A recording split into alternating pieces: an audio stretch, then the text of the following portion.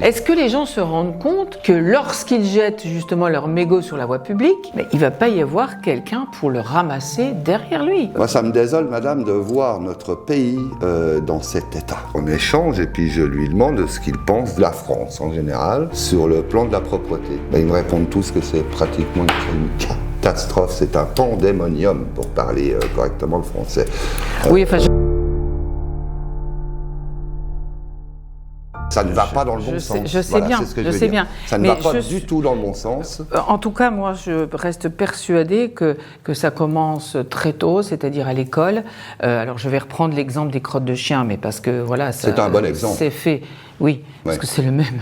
Oui, oui. Vous savez qu'il y a une ville combat, où ils relèvent les ADN. Hein. Oui, oui. Il y a toute une brigade qui est chargée de ça. En mettant ce... Et ça fonctionne. Oui. C'est sûr. En mettant ce problème chez les enfants, on a réussi, par exemple, dans certains quartiers, à faire sur le trottoir, vous savez, avec des pochoirs, les enfants font des dessins, vous avez peut-être vu, c'est un trottoir et non pas un crottoir, enfin, etc., avec des dessins, etc. Bah oui, moi je trouve que c'est bien, et surtout la prise de conscience des enfants qui ensuite font la leçon aux parents. Enfin, moi, j'en ai déjà vu, parce que je suis dans un quartier où ça a été fait, puisque c'est à l'école de Boulonville, par exemple. Ah bah, c'est le monde à l'envers, exactement. Et c'est les enfants qui interviennent pour que voilà, le chien puisse aller ailleurs. Alors, je ne dis pas que ça va tout solutionner, mais vous savez bien que la société est ainsi faite. Ah bah absolument. Très bel exemple. Et on sait aussi que ça ne va pas marcher non plus tout de suite à 100%. Bon, prenons un tout autre exemple, la vitesse en ville. Est-ce qu'on y est à 30 ? Non, on n'y est pas. Oui, c'est obligatoire. La loi l'oblige. Mais bien souvent, on peut s'apercevoir qu'il y en a qui bien sont sûr un que peu, non. Mais bien sûr que non. Et même nous, soyons... qui ont des comportements qui sont tout à fait... Oui, mais même, je veux dire, on n'est pas à 30. Pour l'instant, on est, à 40. C'est-à-dire que quand c'était 50... Bon, on était à 60. Oui, maintenant que c'est à 30, on est à 40. Alors, petit à petit, ça va venir. Parce que petit à petit, moi, je trouve qu'il y a de plus en plus d'automobilistes qui, effectivement, roulent, 30-35. Mais ça viendra petit à petit. On ne peut pas obtenir tout. Non, il faut quand même un temps pour que... Pardon, mais absolument. Que les choses se mettent en place. Mais tout à fait. C'est des habitudes. C'est une question de temps. On fonctionne avec des habitudes, simplement. Donc, mais oui. Si on arrive à les supprimer à la base et les remplacer, ce sont effectivement des habitudes. On pourra parvenir à obtenir de bons D'autant résultats. que ce n'est pas en roulant à 50 qu'on arrive plus tôt. Non, en plus. Ça, on est bien d'accord avec la circulation. Tout à fait d'accord avec vous. C'est tout à fait. Mais vous voyez, c'est pour ça que je pense que c'est quelque chose qui est très long. Ça s'inscrit dans le temps. C'est vrai. Et il faut compter sur les enfants. Ce sont de très bons ambassadeurs, que ce soit pour l'un comme pour l'autre. Et je pense que pour les mégots, on en passera par là. Et peut-être que, je ne sais pas, est-ce que vous pourriez justement avoir des contacts avec l'Éducation nationale pour avoir un lien avec les écoles? Jusqu'ici, j'y ai pensé, c'est dans mon plan d'action, mais plus en avant, j'ai travaillé avec, quand j'organise, j'appelle ça des opérations communales vigilance propreté. Mm-hmm. D'ailleurs, la prochaine aura lieu sur Vendeuvre avec justement les jeunes des MJC de Vendeuvre. Oui. Et donc je travaille plus avec les MJC dans le monde de la jeunesse. On s'adresse directement aux jeunes. Mm-hmm. Et puis je m'arrange toujours pour qu'il y ait une couverture médiatique assez forte autour de ces événements, parce qu'au moins les jeunes, vous voyez, ça donne l'exemple, comme vous disiez tout à l'heure. C'est encore les jeunes qui vont donner l'exemple sur le terrain aux adultes. Donc je pense que ça a un impact de sensibilisation assez fort. Mm-hmm. Mais il est évident que ça ne suffit pas, comme vous dites, hein, parce qu'il faut du temps, et parce que je peux vous assurer qu'on en ramasse beaucoup en 2 heures sur un créneau temporel, sur un axe temporel de 2 heures, on va dire. C'est sûr. On en ramasse pas mal, hein, quand même. Quand on pense qu'il y a un seul mégot sur 2 qui est mis dans une poubelle dans l'espace public, c'est énorme. C'est énorme. Mais le problème, pour finir le propos, je veux dire qu'on en ramasse le lundi une certaine quantité et puis on en a autant le lendemain. Oui. Mais entre-temps, l'information est quand même passée. Donc elle passera sur FR3, dans l'Est républicain, le Républicain Lorrain, et ici Lorraine, anciennement France Bleu. Hein. Oui. Donc voilà. Oui. Donc pour l'instant, oui, mais après, vous avez raison, il faudrait que ce soit, vous voyez, dans un cadre national où il y ait vraiment un décret qui permette donc des interventions dans les écoles. Tout à fait. Et comme vous le dites, je suis tout à fait d'accord avec vous, il faut prendre le problème à la base. Ah mais oui. Et la base, c'est l'éducation. Absolument. Le problème, c'est que dans ce monde, il semblerait qu'il y ait des parents qui n'ont pas été éduqués et qui manquent cruellement de l'instruction pour certains. Alors, ne jetons pas trop la pierre, parce que les parents... Eux-mêmes, ce sont aussi nos enfants. Alors, est-ce que c'est nous qui les avons mal éduqués ? Et de ce fait, ils éduquent mal les leurs. La question vous voyez, c'est très compliqué. Certes. Hein, c'est une question. Certes, moi, je m'interroge. Oui, non, mais... J'incrimine personne. Non, mais moi non plus. Voilà, ça me désole plus qu'autre chose. Mais ça me navre. Voilà. Parce que c'est aussi notre responsabilité. Ça veut dire que quelque part, il y a quelque chose qui n'a pas été fait à un certain moment. C'est sûr. Vous voyez ? Oui, absolument. Je crois, on doit être à peu près de la même génération. Vous savez, nous, on est du siècle dernier, mais justement, parlons-en. Nous, à notre époque, vous vous rappelez, hein, on écrivait avec des plumes, il y avait quand même une certaine rigueur. D'ailleurs, les sœurs géraient, après-guerre, il y avait encore les sœurs, l'église qui étaient quand même pour gérer les écoles et tout. Et donc, d'ailleurs, c'est les sœurs qui me donnaient les cours. Et je peux vous assurer que chaque année, parce qu'on n'est pas encore au stade des Japonais, on nous obligeait à nettoyer nos pupitres, alors on ponçait, mais moi je prenais plaisir à le faire, vous doutez bien. Donc on ponçait Vous étiez déjà... Ah oui, mais moi depuis mon plus jeune âge. C'est vrai ? On était, vous vous rendez compte, on était 11 à la maison, il fallait bien aider ma mère, donc... J'allais même faire le ménage chez la voisine, pour vous dire, qui me donnait un peu d'argent. Bon. Mais vous voyez, j'ai un rapport comme ça dès c'est pour ça que je vous dis, vous avez raison, c'est dans l'éducation. Ah mais oui. Simplement. Après, donc du coup, voilà, c'est un gros travail. Et je pense que pour régler ce problème, il va falloir qu'il y ait une coalition politique, une réelle volonté politique de développement par rapport à ce problème sanitaire. Tout à fait. Donc moi j'ai pu m'entretenir avec quelques anciens ministres, Madame Agnès Buzyn, Madame Najat Vallaud-Belkacem, j'ai vu Jean-Louis Borloo il y a très longtemps. Quand j'étais sur les premières heures de ce projet avec l'équipe donc à Sarkozy, Nicolas Sarkozy, que j'ai eu le plaisir et la chance de pouvoir rencontrer lors d'un séminaire à Rambouillet. Donc j'ai pu lui parler assez rapidement comme je vous parle aujourd'hui. Et je peux dire qu'il était quand même assez sensible à la question de cette pollution des microdéchets. Donc il m'a quand même encouragé à poursuivre, c'était très bien. Et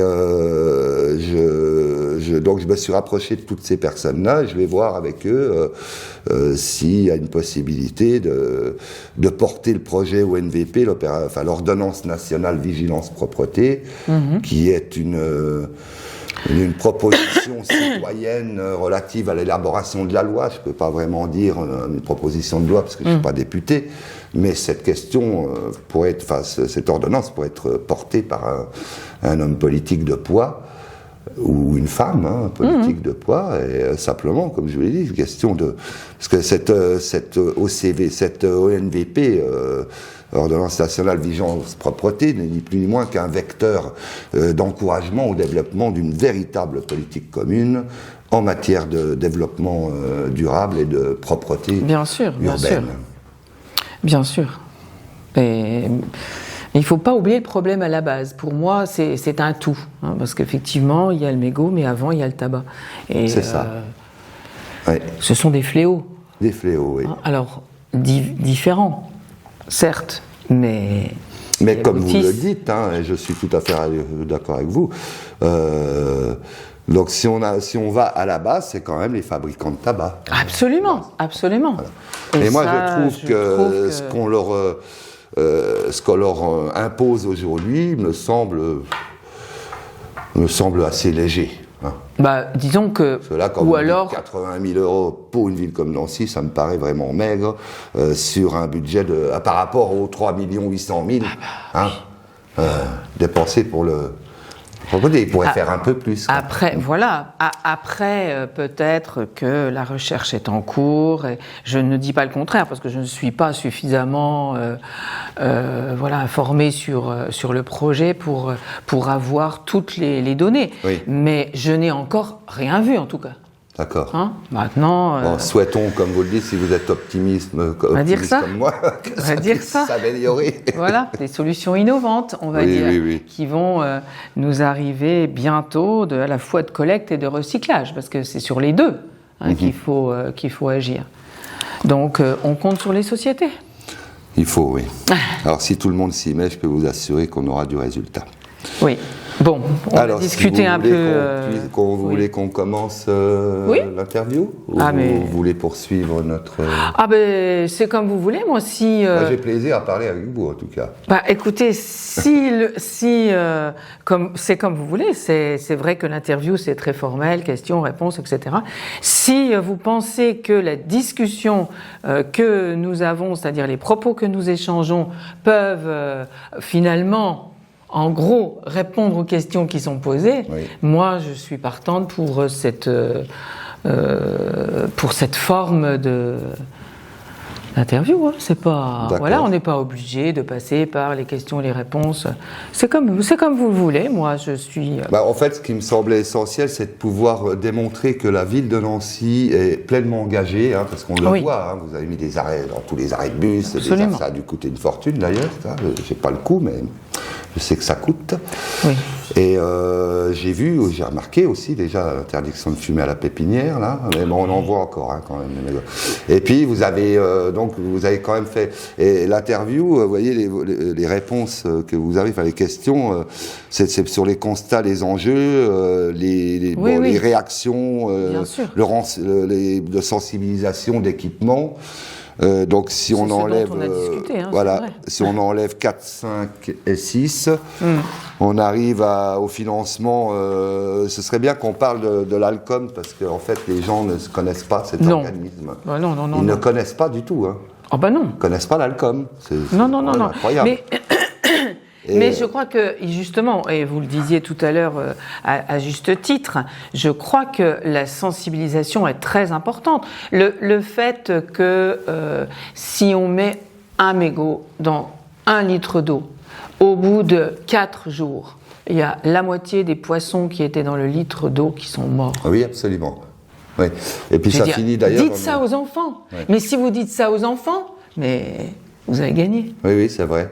Vous voyez, donc, moi, je pense que tout ça, c'est vraiment à faire passer au-delà des revues. Certainement que ça doit être sur certaines revues, peut-être d'écologie ou de... Je ne sais pas. Mais je pense qu'il faut le vulgariser. Oui, absolument. Et il faut le faire passer dans les écoles. De la même façon, un mégot sur 2... Il faut démocratiser tout ça. Mais oui. Un mégot sur 2 qui est jeté comme ça sur la voie publique, c'est énorme. Et un fumeur, en un an, pollue l'équivalent d'une piscine olympique. Eh oui, Donc un mégot, c'est 100 litres d'eau. Et puis le problème, c'est que ça complique l'équation économique du traitement des eaux. Est-ce que les gens se rendent compte que lorsqu'ils jettent justement leur mégot sur la voie publique, il ne va pas y avoir quelqu'un pour le ramasser derrière lui. Non. C'est-à-dire que ça va partir forcément très très vite avec les eaux usées, etc. Et on y est. Ici commence la meurtre. On y est. Donc, Je pense que, je ne sais pas, les gens sont inconscients. C'est-à-dire que vous leur dites, vous vous rendez compte qu'en fait, le mégot, lorsqu'il part, il va effectivement avec les eaux usées dans la Meurthe, puis le fleuve, puis la mer, etc. Ils vont dire, ah ouais, oui, mais est-ce qu'au moment où ils jettent leur mégot, ils pensent qu'il y a quelqu'un qui ramasse? Je crois qu'il y a d'une part un manque de conscience. Et d'autre part, il y a des gens qui se dédouanent totalement de leur... qui se dédouanent, mais alors que j'ai envie de dire qu'ils s'en lavent les mains. Hein, oui, complètement. Qui sont conscients, justement, hein, mais qui se dédouanent de leur responsabilité de citoyens. Quasiment, ils se dédoublent. Donc je pense qu'il faut les punir. Quand on est sur des discussions écologie, etc., ah oui, non mais là, oui, c'est vrai, vous avez raison. Mais quand je suis dans la rue, que je fume et que, c'est... Parce que, bon... C'est pas la même personne. La loi existe. La loi dit que vous jetez un mégot ou tout autre déchet, d'ailleurs, c'est 135 €. 135 €. Quand applique-t-on cette loi? Quand il y a quelqu'un derrière qui peut ensuite, constater. Vous savez qu'on est dans un système, administratif et pénal extrêmement compliqué. Oui. Les procédures peuvent prendre 9 mois. Moi, je pense qu'il faut être très draconien. Laisser la charge de la sanction au préfet. On passe de 9 mois à 9 jours. Et puis moi, ma politique, elle est très simple, c'est t'as sali, écoute, on va t'apprendre à nettoyer. Pour la première fois, on va être clément. Et puis pour la deuxième fois, ma foi, ce sera un mois de travaux d'intérêt généraux, et puis tu iras ramasser des mégots dans la rue, comme ça on va t'apprendre à ne plus les jeter. Vous voyez, comme ça, c'est même pas une amende, parce que les amendes, ils ne les payent pas. Oui. Donc là, c'est quand même plus radical, c'est très draconien, mais au moins c'est efficace. Après, il faut aussi... Moi, ça me désole, madame, de voir notre pays dans cet état. Parce qu'on parle du mégot, mais plus largement, la pollution en général, les décharges sauvages, bien sûr. Tout ce qui a été fait dans les années 50, 60 et qui pourrit encore dans les forêts, sur des centaines d'hectares, recouverts d'une simple pellicule de terre. Surtout ici, avec les trous d'obus dans les forêts. Je peux vous montrer, les champs n'ont profité. Dans la forêt de haies. Alors, on cherche les responsables. Les responsables, c'est qu'à l'époque, il n'existait pas de déchetterie. Bien sûr. Et on faisait des décharges à ciel ouvert. Et simplement, je rappelle quand même que la charte de l'environnement a été votée au Congrès, par le gouvernement réuni au Congrès à Versailles en 95 sous Chirac, et il est clairement indiqué que cette charte dispose de droits, mais on a des droits c'est sûr, mais on a aussi des devoirs, et que cette charte est portée au bloc constitutionnel, au même titre que les droits de l'homme. Bon. Donc à partir du moment où on a une charte de l'environnement portée au bloc constitutionnel qui n'est pas connue par le grand public, déjà là je m'interroge. Et puis ensuite que les lois qu'impose cette charte ne soient pas respectées, ça c'est encore plus grave. Je pense que c'est aux collectivités, avec l'aide des associations et des citoyens qui peuvent donner un coup de main bénévolement pour déblayer tout ce barda, toute cette pollution. La charte l'indique clairement, tout lieu pollué doit être remis en état. Alors, on s'occupe de ça quand? Là, je suis sur la mairie de Froid en ce moment. Ensuite, je vais aller sur Nice, parce que là, il y en a pas mal aussi. D'ailleurs, alors Nice, la situation n'est pas comparable à Nancy. Catastrophique. Parce que ce qui est aussi effarant, c'est de voir que justement, ce sont les villes touristiques, des villes du Sud, par exemple, c'est pour ça que j'y pense. Mon Dieu. Qui, voilà, là où on ramasse le plus de mégots, c'est-à-dire... Mais les gosses ramassent les mégots sur les plages. Mais ça, je trouve Pourtant, c'est interdit, mais ça continue. Ça continue. Voilà. Et ça veut dire que... Avec Ciotti, je crois que ça va bouger. Oui, enfin, ça va peut-être pas bouger dans le bon sens. Moi, c'est pas comme ça que Oui, enfin, c'est pas comme ça que j'estime devoir faire, mais bon. Après, il arrive un moment, madame, on est obligé d'être sévère. J'ai été enseignante, je sais ce que ça veut dire. Donc, il faut être tolérant, faire beaucoup de pédagogie, mais des fois, même en tant qu'enseignant, vous savez qu'une éducation sans punition ne vaut rien, je vous le dis. Il y a des gens qui confondent récompense avec punition. Il arrive un moment, on est quand même... La punition, elle est même obligatoire, je veux dire. Oui, il y a punition et punition. Je me suis occupé de beaucoup de jeunes adolescents. Je peux vous dire que... Je pense que vous n'en avez pas eu autant que moi. J'ai eu tous les âges, en fait. J'étais même dans les écoles, encore avec les cours préparatoires, vous savez, en extrascolaire, pour gérer les activités extrascolaires. J'ai eu les adolescents dans les camps de vacances, en milieu ouvert aussi. Et là, maintenant, j'ai les grands à l'université, vous voyez. Donc, j'ai fait un peu tous les stades. Et je vous avouerai que moi, je sais que les enfants, parfois, il faut être il faut d'abord les comprendre, les mettre en confiance, mais il faut savoir aussi leur poser des limites et être exigeant. Sans aller trop loin. Mais quand on est exigeant avec eux, on est exigeant avec soi-même. Oui, je le suis, très exigeant. Très exigeant avec moi-même, mais je suis très souple aussi avec les enfants, et selon les âges, on n'a pas la même pédagogie, vous voyez. On ne peut pas avoir la même pédagogie que l'on peut avec un adolescent qu'avec un enfant de 8 ans. Écoutez, moi je vous souhaite de réussir à Nice, mais on en reparlera. Oui, bien sûr, oui. On en reparlera. Mais j'adore travailler avec mes étudiants. Et au moins, ils savent ce qu'ils veulent, et puis on n'est pas obligé, vous voyez, c'est sûr. De leur expliquer trop la vie, quoi. C'est une autre pédagogie. Oui, c'est vrai. C'est autre chose, c'est un peu normal. Et je trouve qu'on a quand même une France, vous voyez, où on a de bons jeunes, et je trouve dommage qu'on ne fasse pas assez pour nos jeunes. Quand même, on a maintenant beaucoup de reconnaissance sur tous les plans. Et je pense qu'on sait quand même valoriser aujourd'hui. D'accord. Et après, comme vous étiez dans l'enseignement,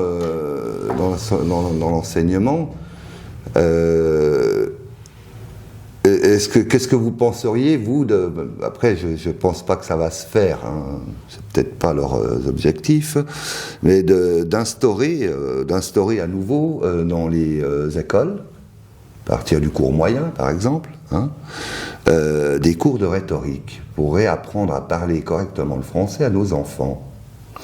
Alors ? Écoutez, je pense que lorsque l'enfant est à l'école maternelle, déjà, je pense que c'est là où se joue le langage, mais quand on a des maternelles à 28, il est certain que le travail ne peut pas être fait correctement.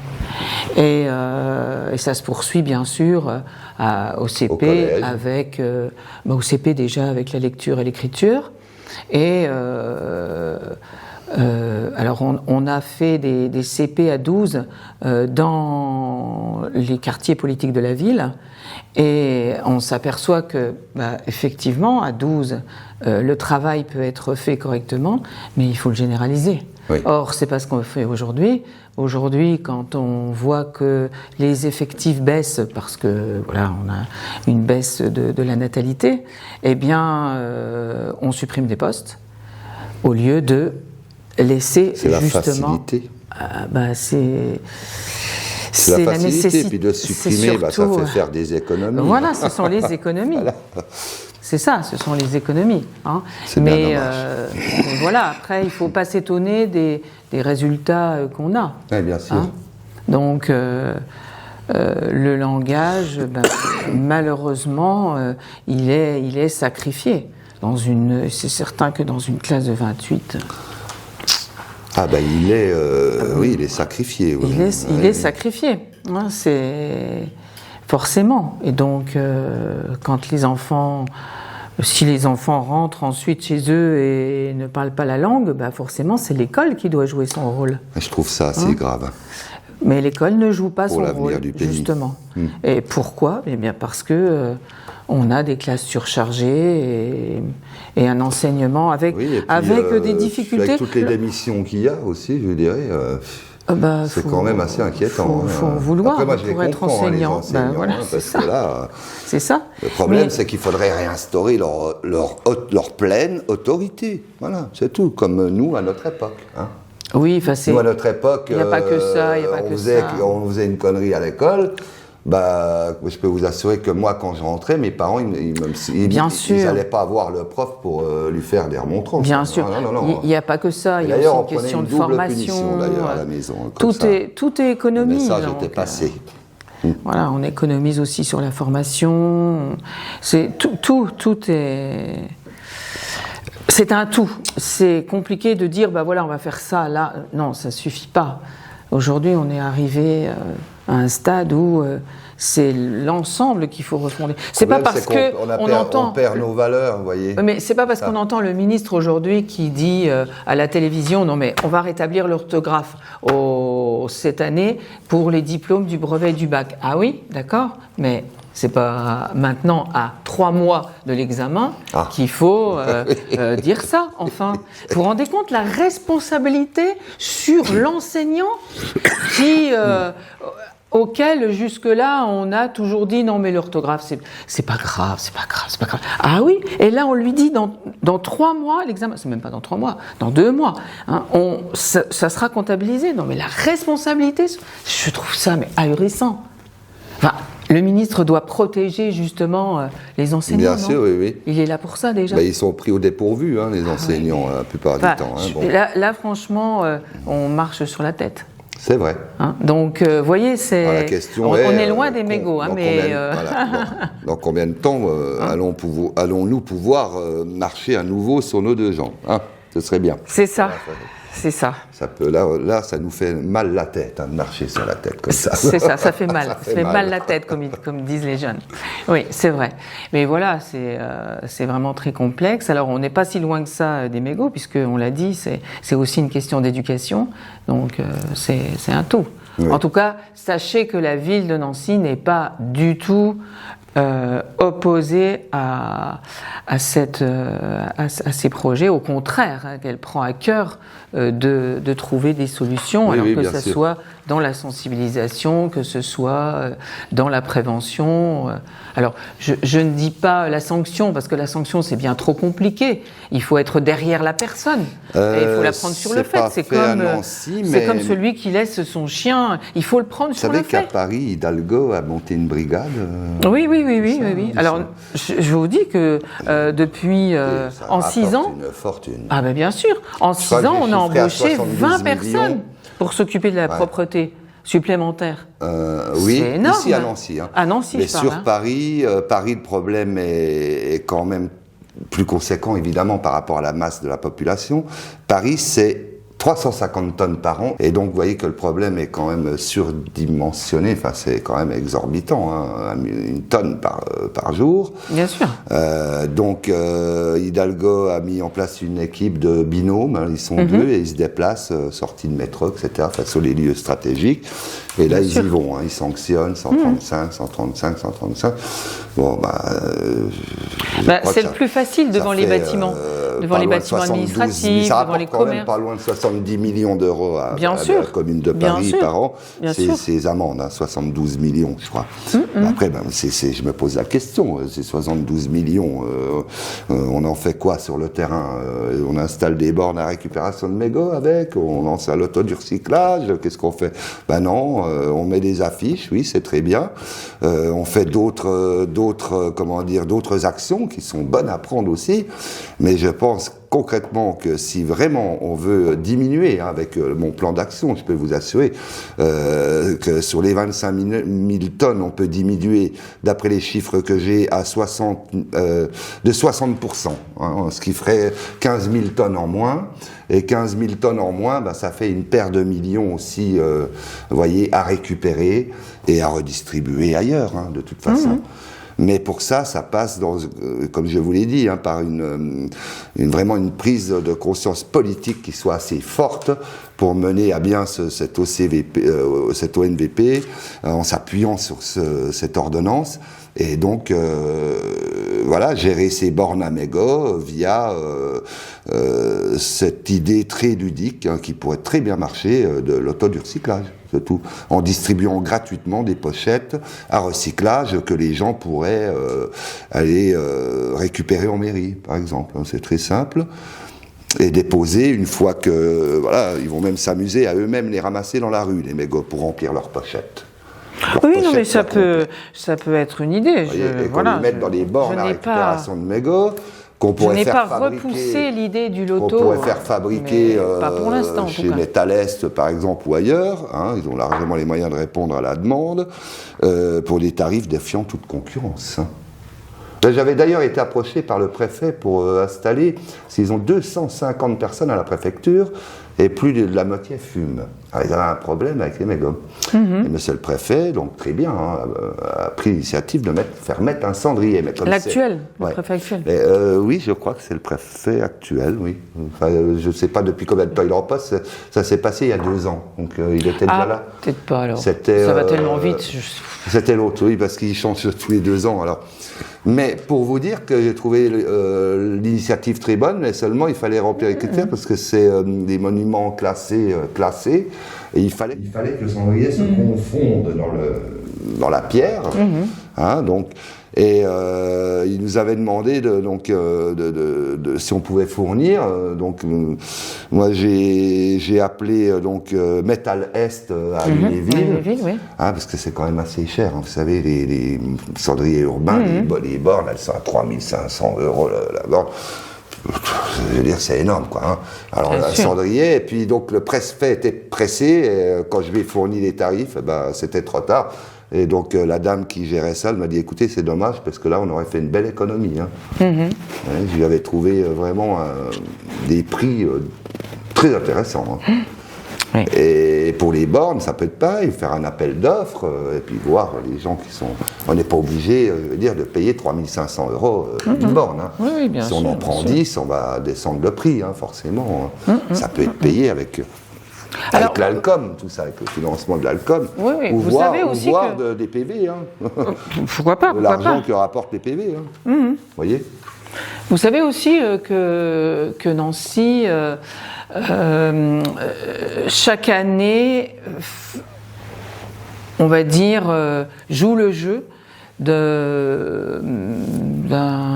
espèce de concours de la ville la plus propre, etc. Ah, ça non.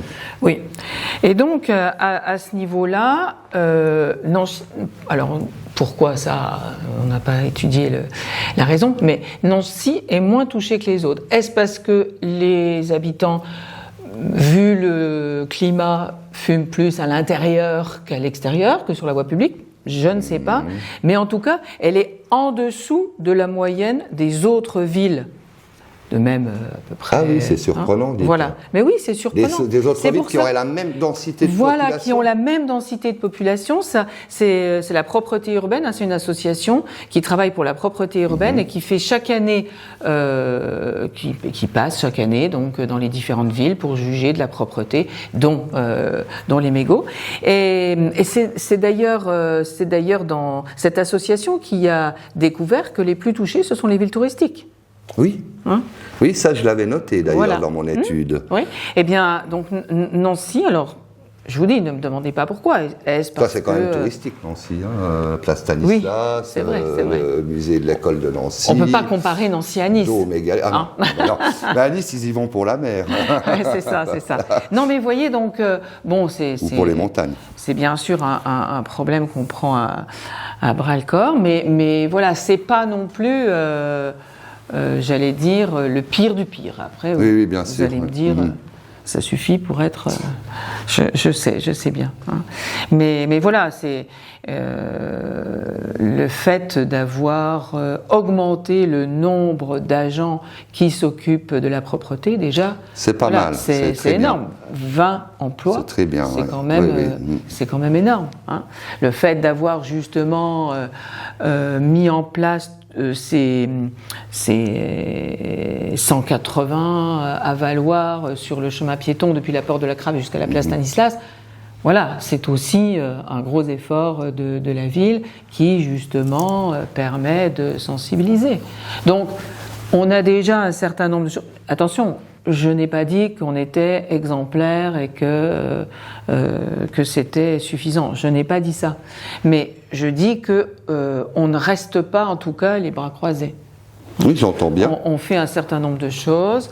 Ce qui me rassure, c'est que vous êtes consciente qu'effectivement, les mesures en place sont bien, mais qu'on peut aller plus loin. Oui, on peut aller plus loin. Et je vous dis, moi, je pense que ça passe par les citoyens et par les jeunes, et par les écoles. La sensibilisation, pour moi, c'est le plus important. Oui, c'est fondamental. Absolument. C'est sine qua non en même temps. Et puis informer davantage, parce que effectivement, c'est comme s'il y avait un dédoublement de la personnalité des citoyens qui, si on leur dit attention, tu sais, ça fait ça et ça, et finalement, ça va à la mer. C'est pas le même que celui qui jette son mégot quand il fume dans la rue. Oui. C'est comme s'il y avait une coupure. C'est terrible, hein. C'est terrible. C'est tellement banalisé. Absolument. Alors, moi, je reste optimiste parce que... opprobre, je veux dire, ça jette... Je ne sais pas si vous êtes en contact avec des étrangers, moi ça m'arrive souvent, et je leur pose la question, je l'ai encore posé avant-hier, à un Allemand qui était en visite sur Nancy. Donc, on échange, et puis je lui demande ce qu'il pense de... J'ai pas parlé de Nancy, hein, je lui demande de la France en général, sur le plan de la propreté. Et ils me répondent tous que c'est pratiquement une catastrophe, c'est un pandémonium, pour parler correctement le français. Oui, enfin, je ne sais pas si vous voyagez, mais j'ai beaucoup voyagé. Même en Allemagne, je trouve que la propreté, enfin, en tout cas, ce n'est plus à la hauteur. C'est plus à la hauteur de ce que c'était. Voilà. On ne peut pas dire, je pense qu'ils rencontrent les mêmes problèmes que nous. Le meilleur exemple qu'on peut avoir, c'est la Suisse ou Monaco, vous voyez. Deux pays un peu différents. Mais l'Allemagne, c'est vrai a perdu un peu de sa crédibilité ces derniers temps en matière de propreté. Mais le problème, c'est que... Ils ont les mêmes problèmes que nous. Oui, c'est sûr. Mais c'est quand même... Moi, ça me dérange parce que ça donne une mauvaise image de notre pays. C'est pas du tout exemplaire. Et un pays, pour moi, qui n'est pas exemplaire en matière de propreté, laisse à désirer sur certains autres plans. C'est sûr. Alors, j'ai pas parlé des poubelles, donc des poubelles de rue, qui sont équipées avec des éteignoirs. Alors, ces poubelles, il y en a pratiquement presque toutes maintenant. Alors, je ne sais pas s'il y a un dispositif qui permet de les remplacer au fur et à mesure pour qu'elles répondent vraiment concrètement aux normes en matière d'incendie, justement. Il y a quand même des matières qui ne brûlent pas. Et il n'est pas rare d'avoir vu des immeubles incendiés avec ce genre de poubelles. Bon, à Nancy, en tout cas, aujourd'hui, pratiquement toutes les poubelles de rue sont équipées d'éteignoirs. C'est très bien. De cigarettes. Des ténoirs de cigarettes. Oui, des ténoirs de cigarettes. Elles ne sont pas... des ténoirs de mégots, quoi. Si on met le feu dedans, elles brûlent quand même, les poubelles. Elles fondent, quoi. Bon. Alors là, vous voyez, c'est prévu dans le LVP. C'est aussi dans le LVP. Et d'ailleurs, c'est prévu également dans ce projet, dans cette ordonnance, d'attribuer un label, justement, mais officiellement, qui serait distribué par le ministère de la Transition écologique, un label ville sans mégots, ville propre, quoi. Alors je préfère encore ville sans tabac. Ville sans tabac, si vous voulez. Ça, pour moi, c'est plus important, parce que derrière, il y aura ville sans tabac. À Nice, sur la côte, ils ont bien fait un label pour les plages propres. Bien sûr. Ça existe. Bon. Bien sûr. On a un label pour la ville la plus fleurie. Ce serait très joli, très beau. Absolument. Mais on peut très bien avoir un label pour, comme vous dites, ville sans tabac. Oui, on l'a d'ailleurs, ce label. Donc c'est pour ça que on ne peut pas dire que, justement, Nancy ne se préoccupe pas de il ne doit pas être content, Mathieu, quand même, de voir tous ces mégots dans ces écoutez, moi je pense qu'il est surtout content de voir les progrès qui ont été réalisés depuis qu'il est arrivé. C'est surtout ça, parce qu'il y a un gros travail. Alors, parlons, si on étend la propreté aux poubelles, etc., il y a quand même eu un gros travail de fait dans les quartiers, et d'ailleurs, les quartiers le reconnaissent. Je ne dis pas que tout est résolu, je n'ai pas dit ça, bien au contraire, et je sais qu'il reste encore beaucoup de soucis, et notamment les crottes de chiens, ça, c'est dans certains quartiers. Bien sûr. Et parlons des gros encombrants, si vous voulez bien, les gros encombrants. Alors nous, je me rappelle qu'à notre époque, on avait, vous savez, on avait un ramassage des déchets hétérogènes, on appelait ça. Oui, c'était les monstres, on disait. Ouais, c'était. Moi, je trouvais ça bien, une fois par mois. C'était. Les gens étaient invités à mettre leurs gros encombrants. Alors moi, je n'ai jamais connu une fois par mois. Non. Non, c'était par quartier, c'était 2 fois par an au maximum. 2 fois par an. Oui. Oui, remarquez, c'est déjà bien aussi. Oui, pour les gens qui ont des gros aujourd'hui, encombrants. Oui, sauf que les gens qui ont des gros encombrants, ils en font quoi en attendant la date? Aujourd'hui, si ils ont des gros encombrants, ils téléphonent et la ville s'occupe de venir les chercher. C'est très bien. Et ils viennent les chercher, y compris dans la pièce où sont, admettons que ce soit dans une cave, etc. Voilà. C'est bien. Il faut le préciser. Oui. Mais au moins, mais peut-être que les gens ne le savent pas tous. Alors, c'est pareil, la communication. Ceux qui mettent ça dehors, c'est qu'ils ne doivent pas être informés. Sinon, ils appelleraient vos services et l'affaire serait réglée. Je ne pense pas. C'est simplement que, ils ont la flemme d'appeler. De téléphoner. C'est ça. Et ils mettent le matelas sur le trottoir parce que de toute façon, eux, ils s'en vont. Donc, voilà. Après, nous, derrière... Travaux d'intérêt généraux. Moi, je suis adjointe... Là, c'est 6 mois. Moi, je suis adjointe de territoire et je suis très préoccupée par ça sur mon territoire, comme mes collègues sur les autres territoires. Et dès qu'il y a un objet comme un matelas, etc., sur le trottoir, ça se passe malheureusement souvent en fin de mois. Et ça se passe souvent aussi sur les mois de fin d'année scolaire, parce que c'est le déménagement. Voilà. Oui. Et donc ça, je pense que la communication n'est pas encore suffisante pour les étudiants. D'autant que s'ils ont des problèmes, parce que ça coûte 10 €, s'ils ont des problèmes de financement, ça sera pris en charge. Donc il n'y a aucune raison pour que... il y a quand même des moyens. Donc je pense que c'est en tout cas plus adapté à la vie aujourd'hui, parce que quand on a quelque chose, le fait d'appeler et que quelqu'un vienne chercher sur place, d'abord on n'a pas forcément la force de sortir de la cave le vieux frigo qui est là depuis, mais on a dit on ne sait jamais, donc on l'a mis là. Mais donc ça c'est déjà un premier. Et puis attendre pour certaines personnes, je ne sais pas, dans 3 mois quand les monstres, comme on disait, vont passer, qu'est-ce qu'on en fait en attendant ? Oui. Au moins, là c'est un peu plus direct. On n'est pas obligé d'attendre, à vrai dire. C'est ça. Madame Baudeux, merci d'avoir accepté cette invitation. Vous êtes engagée en faveur d'un environnement plus propre et votre action contre les jets de mégots s'inscrit dans une démarche essentielle pour la collectivité. Cette pollution, vous le savez, représente aujourd'hui un enjeu majeur pour nos villes, avec un coût estimé à plus de 100 millions d'euros par an et des conséquences importantes sur la qualité de nos eaux. Et ce phénomène soulève de réelles préoccupations sanitaires et environnementales. Souhaitez-vous, madame, adresser un message aux citoyens, aux citoyennes, afin d'encourager des comportements plus responsables et face à cette problématique? Eh bien, écoutez, j'ai été ravie de répondre à vos questions pendant ce temps. C'est un sujet qui est vraiment préoccupant pour l'adjointe que je suis, et donc pour la ville de Nancy et ses élus.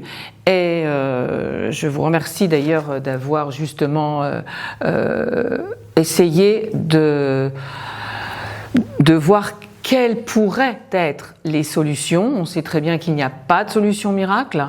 Nous avons évoqué au cours de notre discussion de nombreuses pistes. Oui. À nous maintenant de nous en emparer tous ensemble et de lutter contre ce fléau. Absolument. Donc je pense que vous priez l'ensemble de la population à adopter des gestes de bonne conduite, en tout cas de citoyenneté. Je crois que c'est l'affaire de tous, comme vous l'avez si bien rappelé. En tout cas, ce fut un plaisir de m'entretenir avec vous, Madame Baudeux, et nous vous remercions infiniment, Madame, pour le temps que vous avez su nous accorder et pour vos réponses. Je vous remercie infiniment. Moi aussi, je vous remercie. Au revoir, madame. Au revoir, monsieur. Ecoclop, j'adopte pour du propre.